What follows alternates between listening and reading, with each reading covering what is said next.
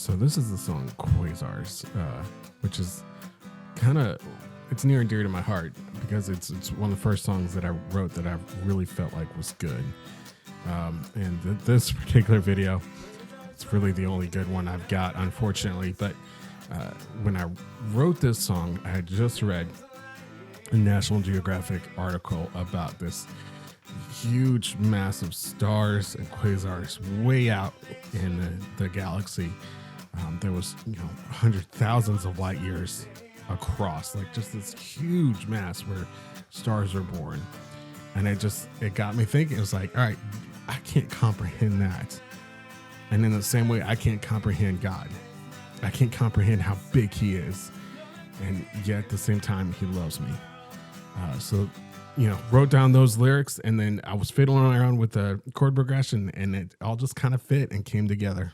So this song, Deceiver, is one of those that it was kind of tough to write because it was born out of a really negative experience at a church I worked at previously, where the pastor who was my boss kept telling me things like, oh, we love you and support you, and I'm taking bullets for you and all this stuff, only to realize he and his wife had been going around telling people that basically I wasn't a good person.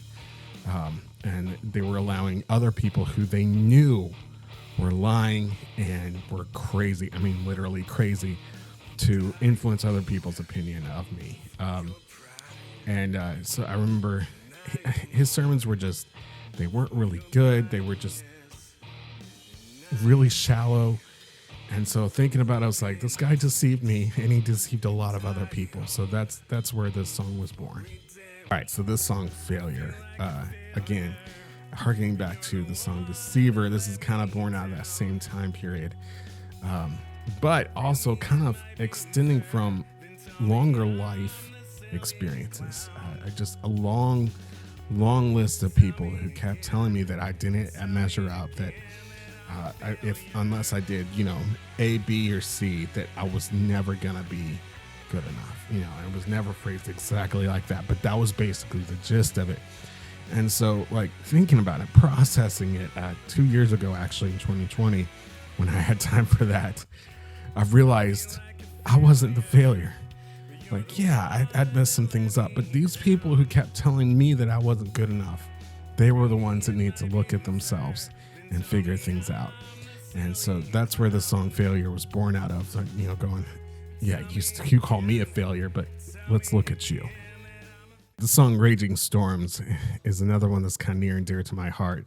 I was at a men's conference, and we were talking about the story of where the disciples are out on the water, and the waves are getting crazy and the weather's nuts. And they see Jesus walking out on the water, but they don't realize it's him at first. So they at first they're scared. They think he's a ghost, and then he calls out to them, and they're like, "Oh, it's Jesus!" And Peter goes, "Hey, Jesus, cool. Call me out on the water." And Jesus does, and Peter gets out, and he's walking on the water, and all of a sudden he takes his eyes off Jesus and starts falling into the waves. And like that, we were sent out to think about that on our own and meditate on it. It was just so powerful. Like the lyrics to the song immediately came.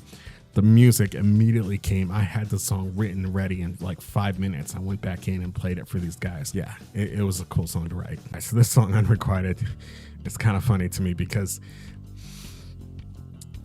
when I put out this video, I had people like, "Oh, you're so demonic. I can't believe this." And it was just like, I wrote this song when I was like 18 and 17, somewhere around there. I was pining for this girl who had no interest in me whatsoever until many years later, but that's another story entirely. And it was just that teenage angst, or angst, however you're supposed to pronounce it, or and so it's a fun song to play though, honestly. So I was just like, I finally got around to recording it. I wanted to put together a video that reflected the feelings behind the song. I kept telling people this has no bearing on my current life whatsoever. This is just showing what the emotions behind this song were. And people still got really the wrong impression from it. And it's kind of funny now. All right, Shine Truth. This was a fun one to write. It harkens back to my days when, like, practically all I listened to was ska music. If you don't know what ska is, you need to find out. Go check out Mighty Mighty Boss Tones or OC Supertones, any of those guys. It's just, I miss ska being popular, and people make fun of me for that, but it's just good music. But anyways, Shine Truth. I wanted to write kind of a ska song, and but this, I kind of had these lyrics floating around.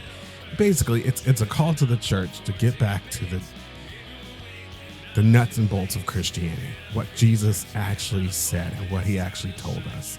And that is the core truth we need to pay attention to. And that's what we need to focus on, regardless of what the world says. And that's the gist of this song.